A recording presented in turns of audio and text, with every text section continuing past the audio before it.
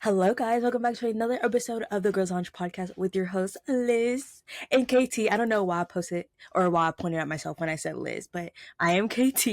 And today we're going to be doing a fun little episode that was inspired by the What We Said podcast. So definitely listen to their version of this as well. But it's called Things We Don't Understand. And this is just where we each found like two topics each that we're like, we really don't understand this. And we researched it and we're coming to you with our research. But it isn't like, like, oh, I don't understand, like, why we can't just print money. Like, it's just gonna be like random things. It's supposed to be like funny, fun. So hopefully you guys enjoy it. But like always, we're gonna get into what we've been up to. So Liz, what have you been up to? I have been going through so much.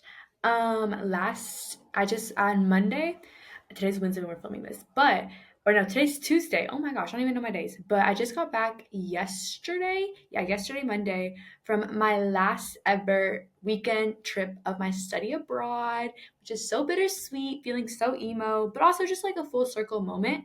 Our last trip, we went to the south of France and we flew into Nice, and Nice is only 20 minutes from Monaco. So we had to go to Monaco, and honestly, that in and of itself was super cool because we went the weekend before the Grand Prix, which is this upcoming weekend, and it was just so cool because they were setting up. We were literally like walking on the track and you could see like the stands. It just felt surreal walking on the streets where these cars are literally going to be racing and everything. And the whole time was just like, I really do understand why they say that like quali is basically the race, because there's actually no way you can pass anybody in this track is so narrow and everything.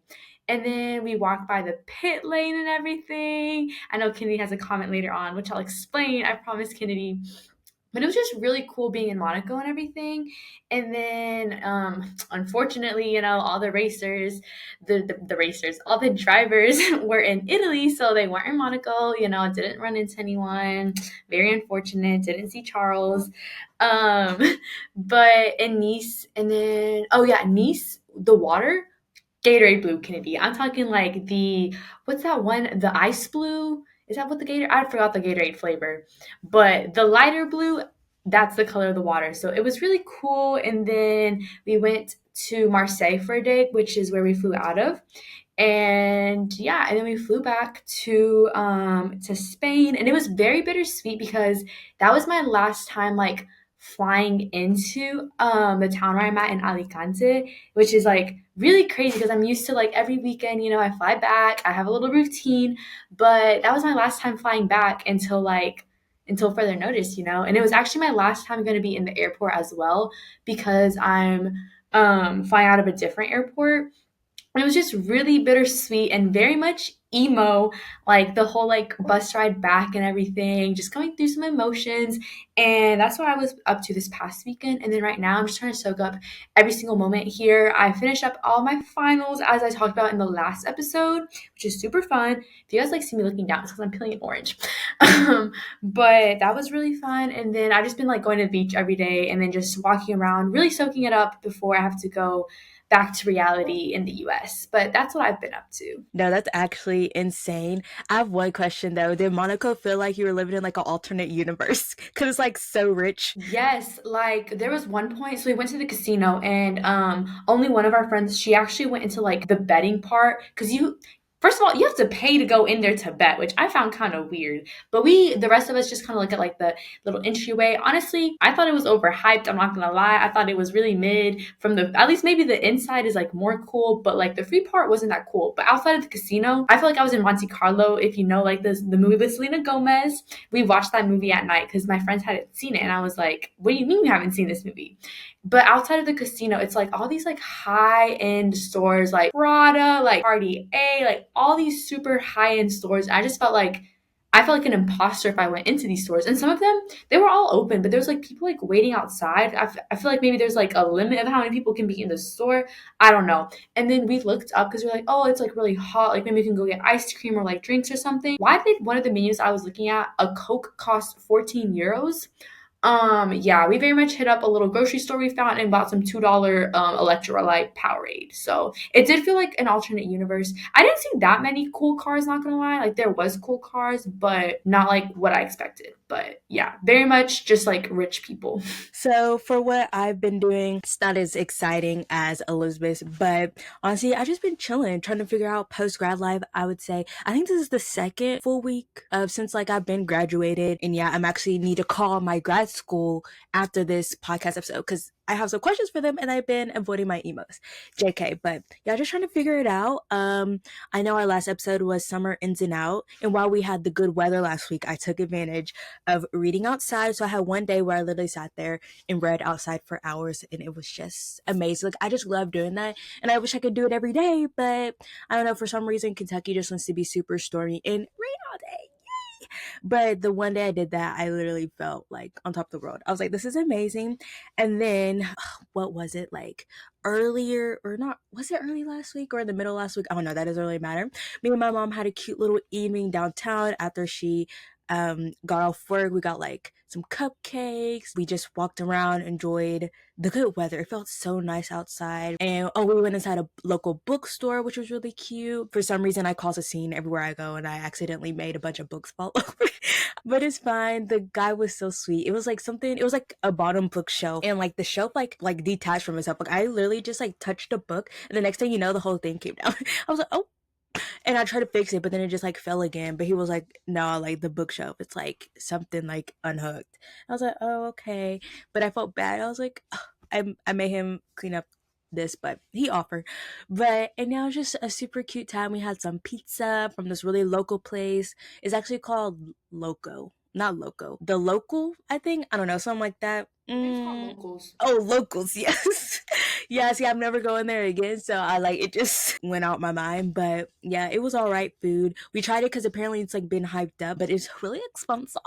Like it was, we pay like $50 for two pizzas and some burrata, like super expensive. And the food, it was all right, but it was still cute to like try something new. And I do like the concept of it because it's like the whole thing is like it's made from locally sourced places and farmers. So that's a really cool concept. But we don't got local money. And then this past Sunday, I had my graduation dinner finally. We had a little room in Jeff Ruby's, and it was just really good. I had such good food. I was excited to see my friends. Jill, Kelsey, and Ari were there, and Elizabeth was there in spirit. I even had an empty chair next to me, and that was where Elizabeth's spirit was. But yeah, it was just a good time to see family, see my friends, and just catch up. I'm expecting you guys to have some pictures with the seat like empty so I can Photoshop myself in. Oh, okay. I see how it is. Yeah, we didn't get that creative with it. And with that, we're going to go ahead and move on to our favorites of the week. And my favorite of the week, I've mentioned this before, but now I'm getting specific. My jewelry, my ring. If you're watching like on the video format, you might see like, oh, there's like a tan line on your finger, Elizabeth. Where's your ring? Well, that's a great question. It was my favorite ring, and it literally snapped in half, you guys. It literally, I was just wearing it, and then it feels a little loose. My ring literally just snapped in half. So now I haven't recuperated. But now I have to find a replacement for my missing favorite ring. And I'm gonna let Kenny take it away so I can die in silence. Yeah, everyone just ignore Elizabeth. So my favorite of the week is I watched this YouTube video this week called Ambitious but Lazy by Hannah Atkins. And it was really what I needed, and I felt very seen, and it was very relatable. And also I just really like her videos in general. She's like a English YouTuber. She lives in the English countryside, and her videos are just so aesthetic.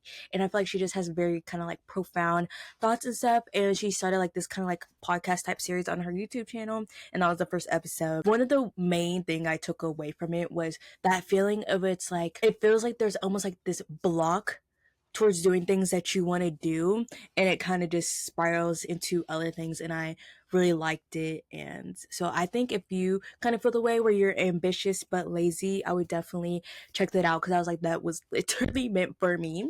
And then next is the Dots honey mustard pretzels. I'm trying to do better this summer about snacking because one thing about me is I'm a snacker. I'm trying to cut that out, but I've been snacking on them. They're just so good. Especially if you miss those one Pringles or not Pringles, like I can't remember the pretzel brand, but they used to have like honey mustard pretzels like a long time ago, and then they like discontinued. And I feel like these are a good close second to those, if you know what I'm talking about. Are you talking about the pretzels that are kind of like flat, but they're like bigger, like chips kind of? No, I know what those are, but I can't even think of the pretzel brand. It's like a popular pretzel brand, like a regular pretzel. Interesting. I will be expecting you to send me the link of that YouTube video, the ambitious but lazy. Feeling very relatable to that one. I got you. I got you. And it was only like 30 minutes or something. So I feel like that's a quick watch. I don't know. To me, that's a quick watch. But yeah. So now we're gonna get into our sports corner. So the Imola GP just happened, and mhm, that's all I have to say. That's my feelings towards Imola. But pre-race, the only thing I have to say is I loved Kimmy bringing his class. He brings his class. I don't know if they were there the other days, but I know on Thursday I think they were there, which I thought was super sweet. Like Kimmy, like when you see things like that, it really puts in perspective like how young he is. Like he's only 18. Like Mans is still in high school. Like what? And he's freaking driving race cars and making more money than me. But it's fine. But yeah, that was just really cute to see. I agree with Kennedy. When I saw that all his classmates were there, like his teachers, and then like the class photo that they took, I thought that was so cute. I would love to be in Kimmy's class, you know, getting to go to the race with him, being behind the scenes, getting to meet the drivers. Sounded like I just needed to be in high school in Italy, personally. It's funny because I wondered they had to write like, "What did you learn from this experience for school?" Since I'm sure they actually, I don't know how European school systems work, especially in Italy. But I'm like, I assume they're still in school. We haven't heard anything about Kimmy graduating, so I wonder if, since they took time out of school, they're like, okay, this is like a school educational field trip. You guys have to write a paper on everything you learned. I wonder if the parents had to sign a little permission slip giving them permission to go to the race. Honestly, they probably did, but their teacher was probably so excited, like, yes, I do not have to plan anything for today. We can just have fun at the racetrack. But yeah, so now on to quali. Honestly, don't have much to say. This might be an unpopular opinion. I feel like when I first got into F1, I like quali a bit more, but I obviously like it. But honestly, to me, it doesn't get really interesting till like Q2, Q3. But there were two crashes in Q1. Yikes. And it was Yuki and Franco. There were some really big crashes as well. Well, at least Yuki, like he literally went upside down and like spun. And it's insane when you think about it because they're literally driving like 200, 300 miles per hour. So imagine going that fast and just crashing into a barrier. It was insane. And then people brought up that Franco crashed in the same corner that Senna died in, which I did not realize it was that race in that racetrack where he died. So that was crazy to see. And I'm just glad they're both okay. I can't remember why Franco crashed. I think it was just like one wrong move and then boom, you're spinning out. So that was just sad to see, especially because there's just so much talk around him coming back to Formula One, or not coming back to Formula One, but like being put in the seat for these next 5 races. And then both Ferraris and Kimi were out in Q2. That was pain. I said, oh wow, that should have been my precursor to what this race day was gonna look like. Just pain. Like a home race for Ferrari, a home race for Kimi, and this is what happens. I just can't know happiness. And then Oscar got pulled, Max P2, and George P3, which I think George is doing witchcraft to be in P3 at all times. And I need to know what he did. Now, on to the race. Honestly, I don't have much comments to say about the race, to be honest, because I was not having a good watching experience as someone who went into the race. If you guys remember, I went into the race. I was like, okay, I either want some Ferraris on podium, a Lando win, or a Kimi podium. None of that happened. So I was already like, I'm irritated. I don't want to watch this race.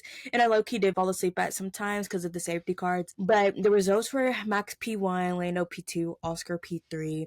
There's two DNFs, Antonelli and Ocon. I think they were both like just issues with the car. I'm just like, ugh. I think there's something about home races for drivers that just makes them so like they're cursed. Like you're just never gonna do well.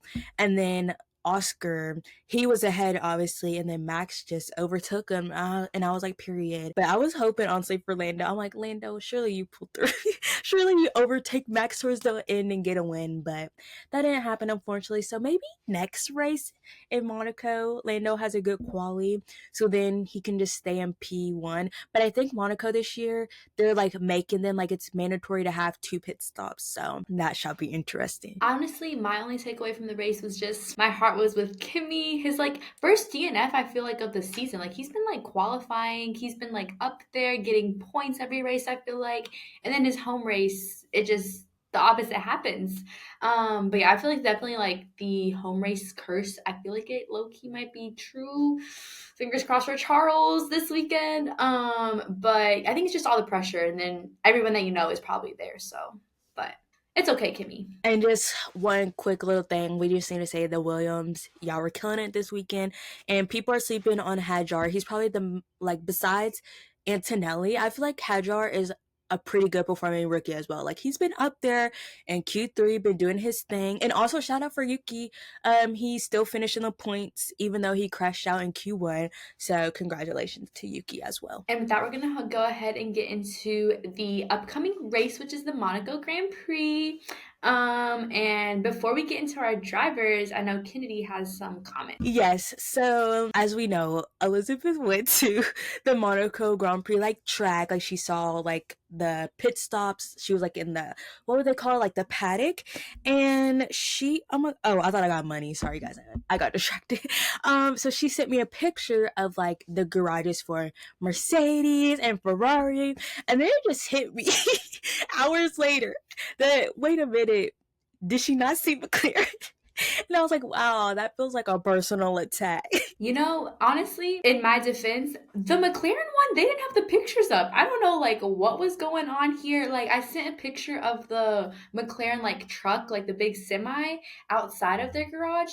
But that was the only way I knew that it was McLaren. Like, it didn't even say, like, McLaren. All the other, like, garages, it had, like, the name in the middle, and then it had the pictures.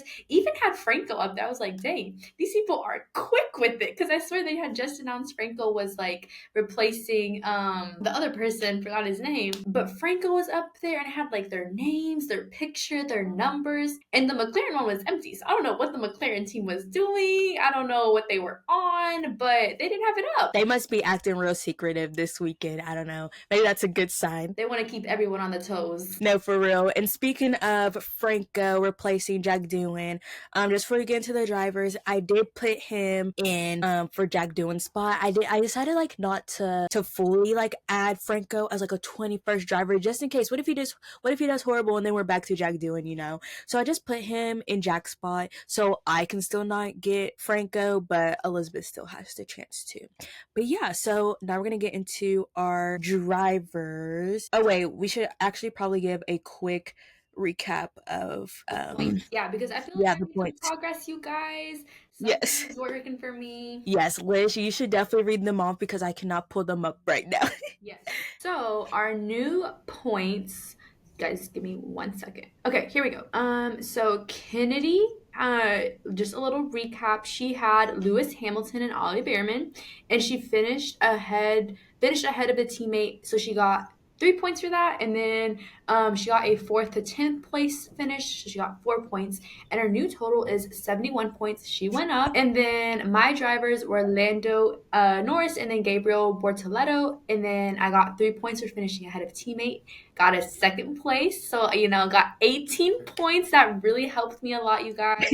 And now I'm at 61 points. So there's only a 10-point difference. And before there was like a 20-point difference between us, I think. So it's only up from here. Like Monaco can really change things up for us. And with that, my draws for Kennedy, so her drivers for the Monaco Grand Prix are going to be Pierre Gasly and then Kimi Antonelli. She got some good picks. Yeah, I'm really happy with that. They've both been performing very well, especially Pierre Gasly in that Alpine. So I'm super excited. And then Elizabeth got Carlos Sainz and Esteban Ocon. I feel like those are some pretty good picks as well. They've been some pretty solid drivers. Especially Carlos after his race last weekend. Williams is pulling through, you guys. Honestly, I might just become a Williams fan, you guys. JK. But we're going to move into what we're watching because honestly, there's been like nothing in pop culture. I guess the sun's out, everyone's out. There's no time for drama. So I've been watching a lot, so I'm just gonna kind of get my little piece over with. So I watch honestly a bunch of reality TV. I just love it. So first I watched Mally May Behind It All. Then I think the last 3 episodes like of this release came out. Honestly, I did not like them as much as the first 3. I feel like it was really like it was more so Molly kind of like trying to justify like why she wants to get back to Tommy, wants to get back with Tommy. I'm like, who really cares? Like, just get back together. Like, it makes sense. Like, you guys have a child together, and they only really separated for like one reason, and it's a serious enough issue. It sounds like he might be kind of like a different person when he's drinking. So I feel like that's like a fixable issue. So I don't know. I just felt like, okay, if you guys want to be together, be together. Like, if that is gonna make you happy and be best for your child, then just do it. But it still was cool to kind of see the more behind the scenes of like her brand stuff. I feel like I wanted to see more of that, just like we did in the first 3 episodes. I think that's why I didn't like it as much, because I'm like, honestly, I don't really care about you and Tommy like that. But yeah, so it was like a okay watch. Then I watched Carlos Alcaraz My Way. Oh my god, I'm even more obsessed with him than I already was. It was just a really good look into like his mindset and the mental health challenges he goes through. So I thought that was really interesting. And it's only like 3 episodes, like 40 minutes each. And let's just say like his coach is really cute. And then I started Black Mirror and The Secret Lives of Mormon Wives. Y'all, I'm only like halfway through the most recent season, and it is crazy. Like like this is like real reality TV back, and I'm obsessed with it. But the only thing I have to say is Taylor's family sucks. Long story short, she's going through with her baby daddy, and or like her second one, whatever. I don't know. That's not really the point. And her stepdad literally was like shaming her because they're like separated because he cheated on her, and there's just like a bunch of issues. But obviously, we know how it is. Like when you have like a child with someone, and like there's still feelings like they were like still sleeping together. And the mom, first of all, the mom's petty. She invited him to like the family barbecue, knowing good and well that they is not really on good terms.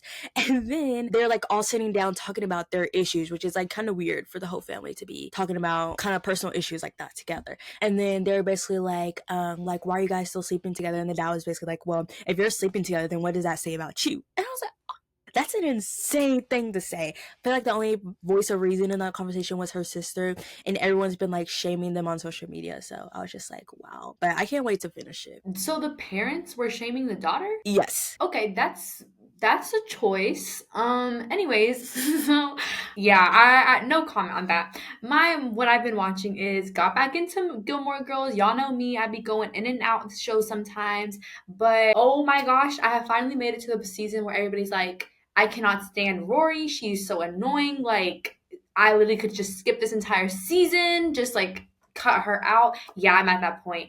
I'm truly only watching for Luke and Lorelai because I love them, and you guys, everything is going so well for them. I absolutely am in love. And of course, Rory over here, she wants to make everything about herself because what else would she do? What else would she do with herself? But yeah, so I watched like 3 episodes on my flight back to home, and I'm hooked again. But I have a feeling that Rory is going to get in the middle of Luke and Lorelai's relationship, and I really hope that doesn't happen, but I feel from what I know, it is going to happen. So I'm just soaking in what little time I have left of this happiness, of this bliss. And I just thought of a little something like pop culture, but also like TV related. Max and Hall season 2, y'all know me. They've like released some like scenes and like videos and everything, like little clips. And let's just say I'm so excited for this new season. Like y'all already think I don't talk about it, just wait until season 2 comes out because I literally will have no personality other than Max and Hall. And also, I think they started filming for that one show that was on Netflix. It was like British, Taggy, Rupert. Oh yeah, that was on. It was on Hulu. It was on Hulu. What was that called? It was Yes. like a I Hulu can, Disney Plus thing. It was I like a really can't. British show. Oh my Yeah, it was British. guys. That's a great question. I You know can't what? even Let's like. move on, and then Yeah, I'll find out. It's gonna come to me. yeah. When we do song of the week, Liz can search it while I play my song. But yeah, so of course, moving into our next section, we're gonna do song of the week. My song is "Talk Talk" by Charlie XCX featuring Troye Sivan. I'm gonna play my favorite part. I feel like this song was like literally made for me. Like literally, listen to the lyrics. To me in French, talk to me in Spanish, talk to me in your own. Like, come on now, that is literally me. Real quick, Rivals. That was a TV show, but they started filming, I think, for season 2. I saw some clips or something like Instagram posts of the cast. But song of the week for Kennedy, yeah, that's literally Kennedy. She said, "Talk to me in Spanish, talk to me in French." But Kennedy, would you understand if they talked to you? No, that's what the lyric says. Doesn't matter if I understand it. Literally Kennedy the song. Like, that song was made for her. Duolingo should use that as part of their campaign. No, for real.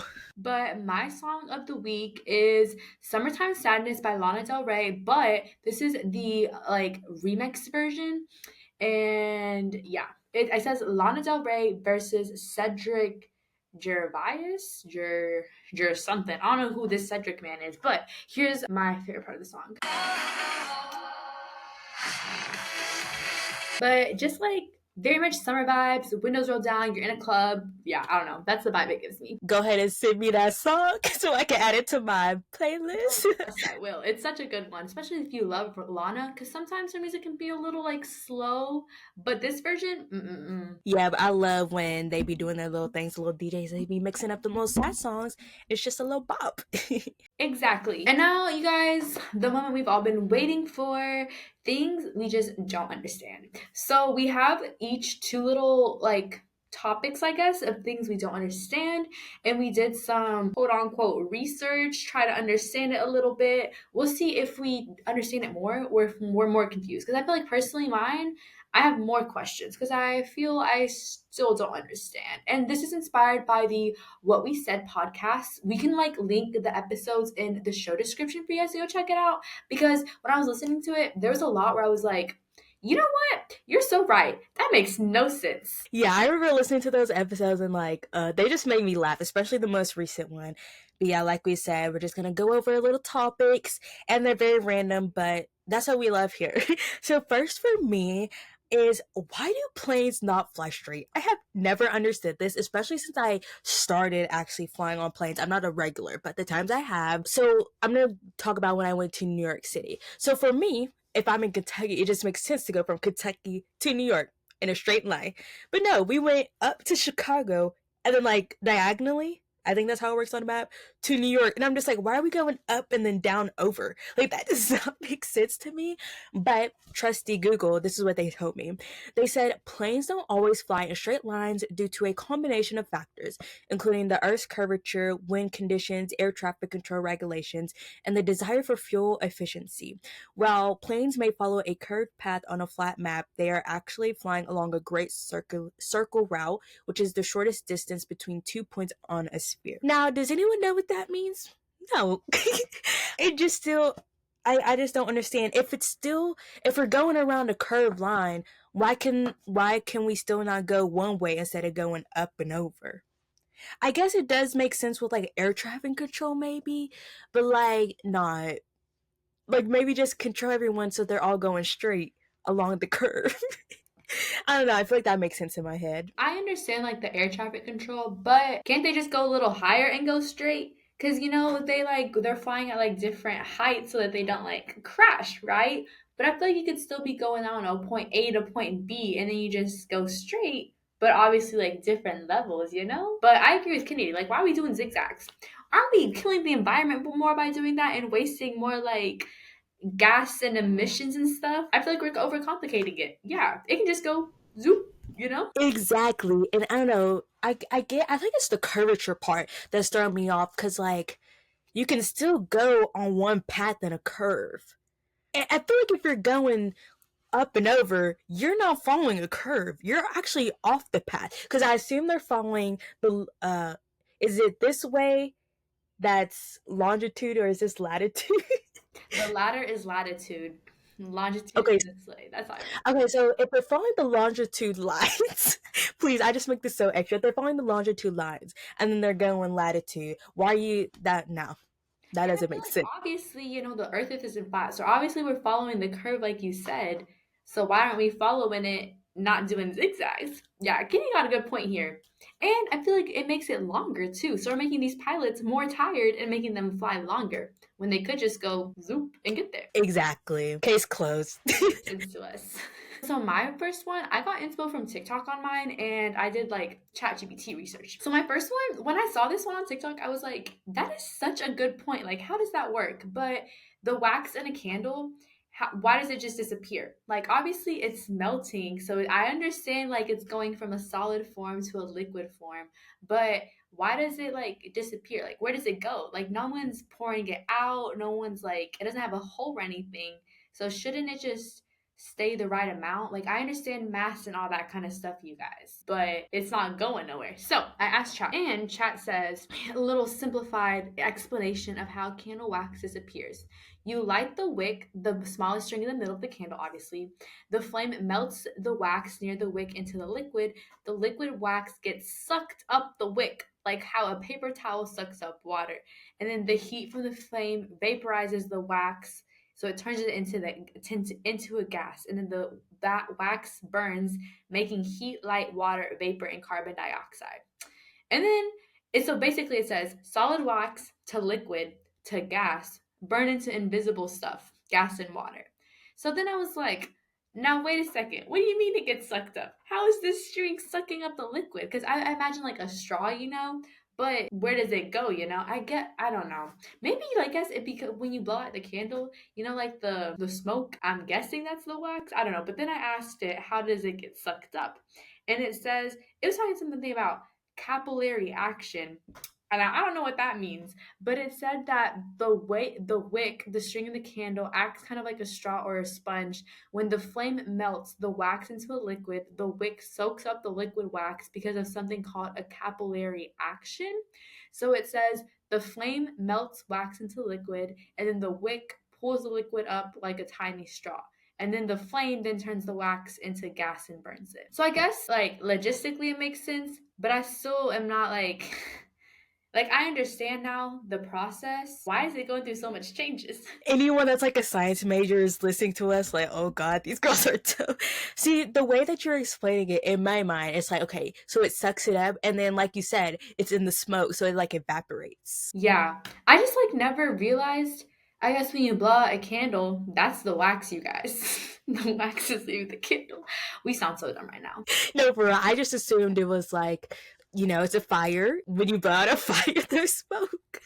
Now whenever I light a candle, that's all I'm gonna think about. When I worked at when I worked at Bath and Body Works and was surrounded by candles, I was thinking like, where does these candles go? Now we know, you guys. Now we know. See, the more you know. And now mine, so we're just gonna get weirder and weirder with this topics. And mine is the existence of dinosaurs. Now, I did a lot of Google searches. Dinosaurs are low-key like my Roman Empire. I actually have a 3-hour YouTube video that I have saved for a while about like the whole story from beginning to end of dinosaurs, and I might need to watch it tonight because my interest is peaked again. But so my first thing I looked up is, how did they become like dinosaurs? Where did you come from? Okay, and I want to preface, I'm not going to mention anything about what the Bible says about dinosaurs because that was also something, but I was like, we're not going to get into that today. So how they became. So according to Google, dinosaurs are believed to have originated in the southern portion of the supercontinent Pangea, specifically in areas that are now parts of South America and Africa. The earliest dinosaur fossils, dating back around 230 million years ago, have been found in Argentina, Brazil, and Zimbabwe. Yeah, I butchered that. These early dinosaurs were likely small, agile, and adapted to warm, low latitude climates, and that dinosaurs are a type of reptile and they evolved from another group of reptiles called dinosauromorphs. Yes. And I think they're just some like tiny little lizard things. You know what I should have looked up is if they came from these tiny little lizards, how do we go from tiny little lizards to T-Rexes? Maybe we'll do a part two. And then I can dive into that more. I didn't realize I was on mute, but I was really quick gonna say, I've never heard that word dinosaur morph, whatever that word was. Yeah, science classes don't remember hearing that word. Yeah, I don't even think we ever learned about dinosaurs. But yeah, so the more we know. And so my next search was, how did they die? I knew we all hear about the asteroid or whatever, but I'm like, it's like more to it, I think. So Google said, me with my iPad, dinosaurs primarily went extinct due to a large asteroid impact about 66 million years ago, which caused significant environmental changes. This event, known as the K-PG extinction event, led to the led to the demise of many species, including dinosaurs. The impact created a massive crater and caused widespread devastation, including wildfires, tsunamis, and a long-term drop in temperatures.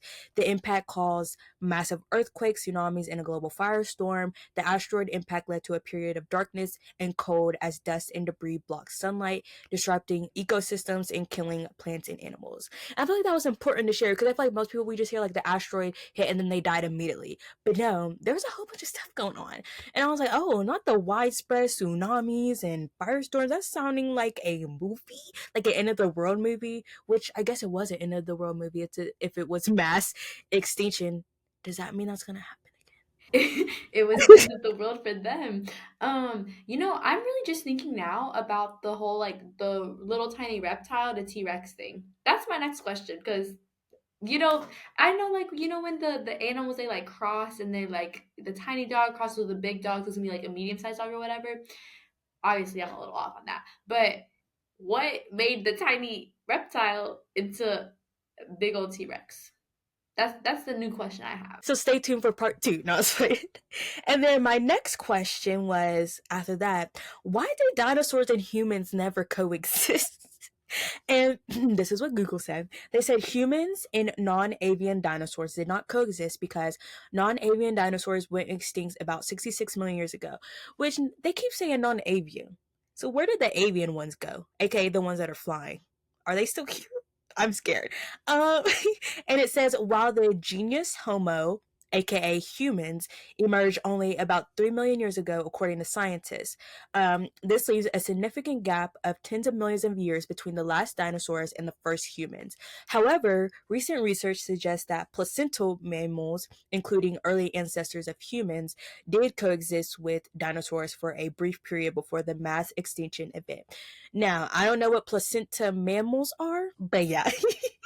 And it says, while non-avian dinosaurs and humans never coexisted, recent studies suggest that early placental mammals, including ancestors of humans, did live. Oh wait, did I already read that? Yeah, they lived for a short time before the extinction event, and that the fossil record provides evidence that non-avian dinosaurs and humans did not coexist, as there is no evidence of human remains and geological layers dating to the time of the dinosaurs.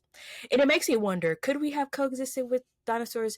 Probably not. We probably would have killed them or they would have killed us. I feel it's most likely we would have killed them. But I'm just like imagining like in what's that movie Crudes where they're like with the dinosaurs.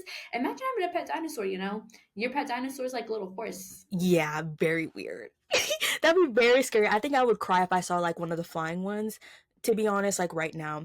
And then my one last question I had about dinosaurs is, do we have 100% proof they existed? I mean, I believe in dinosaurs, but I do know there are people that are skeptical about their existence. And the Google said, while we can't say we have 100% proof in a strictly mathematical sense, the overwhelming scientific evidence for dinosaurs' existence is incredibly strong. We have fossilized bones, teeth, footprints, eggs, and even skin impressions that clearly demonstrate the existence of these creatures. The fossil record, along with our understanding of living animals and their evolutionary relationships, provides a robust foundation for believing in dinosaurs.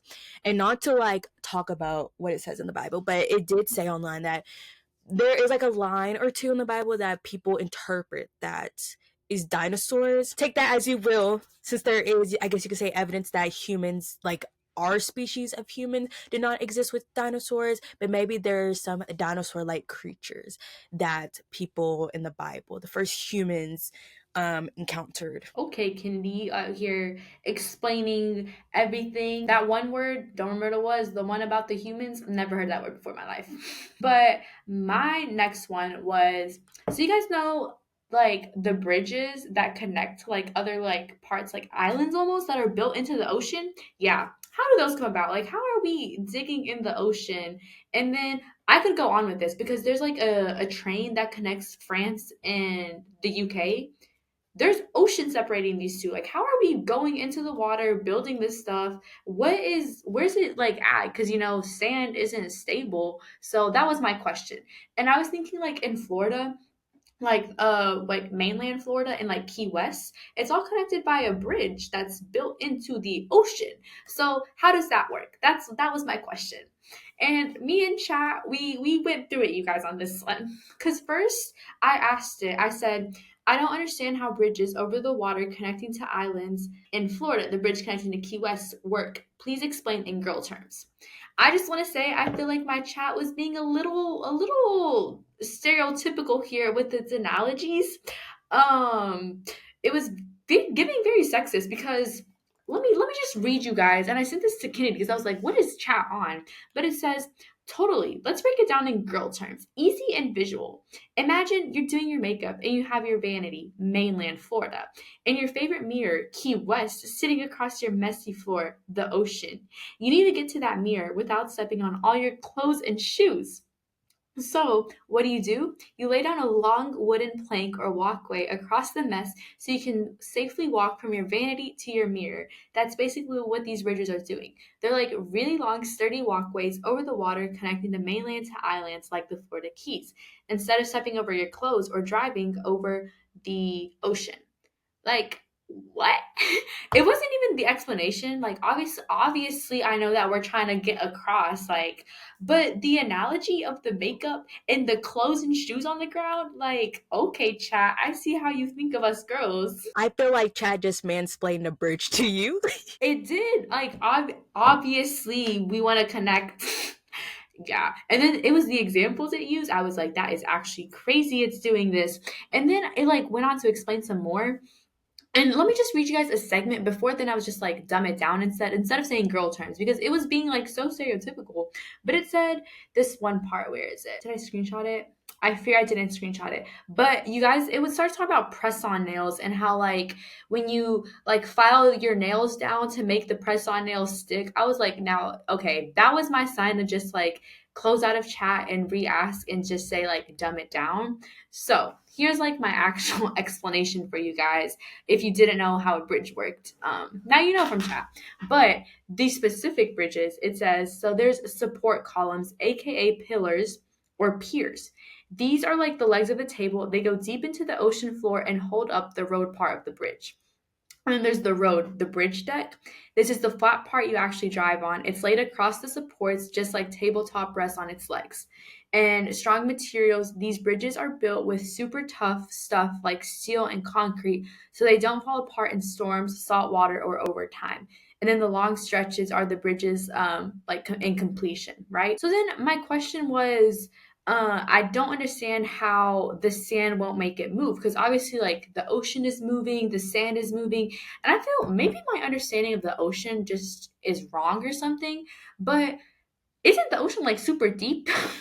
And then it's like the sand, it's sinking, no? Like it's not like you can just like you can move it around, and obviously with waves and storms and stuff like tsunamis, I would think that it's moving and shifting. So then that I was asking it, I asked it, I said, I still don't understand why the sand won't move over time and how they're even sticking it down that deep. Like isn't the ocean endless like to reach the bottom? And so chat said, first, to my point about won't the sand make it move over time? In all caps, chat said, yes, sand does move. It shifts with the waves, the storms, the tides, etc. But that's why engineers don't just build on the sand. They drill way past the soft sand down into something stronger like a rock or packed earth at the bottom of the ocean. It's kind of, oh, here was the press on nail thing, you guys. It said, it's kind of like how when you put on press on nails, they won't stick if your nails are oily. You got to get the solid, clean base. So I guess they're. I still don't understand how do they know like this is deep enough, you know? Like, and then is it all even? Because I feel like when you're in the water in the ocean, there's different parts that are kind of like shift down a little bit, you know? I don't know. So many questions here. Maybe that's something the engineers like look at, maybe. And I'm sure because I just think about underwater welding, and I assume they have like cameras and stuff down there so they can see. But yeah, that's a good point because to my understanding, it's like just a whole bunch of sand down there, and it just kind of like goes up and down. Exactly. And so the next question that chat answered of mine was, how are they sticking it down that deep? They said they use huge machines. We're talking cranes and drills the size of buildings. that drill deep holes in the ocean floor. And I'm just sitting here like, how are they getting that into the ocean and then getting it back out? You know, I know we've seen like the Titanic is still down there because we can't get it out. So I don't know. So many questions I have about this. And then, so he says they insert these massive columns or metal and steel tubes into the holes, and then they fill them with concrete to make it super solid. So, are we not polluting the ocean by putting the concrete in there? That's why we're in the situation we are, you guys. So the pillars are basically locked into the earth underneath the ocean. And then it said to my question about isn't the ocean endless? I feel like chat, when I was asking it, it had some feisty personality because it says, and I quote, "Girl, it feels endless, right?" Yeah. But it says, but every part of the ocean actually has a bottom, even if it's way, way down. For the bridges like the ones to Key West, they're not built in the deepest parts of the ocean.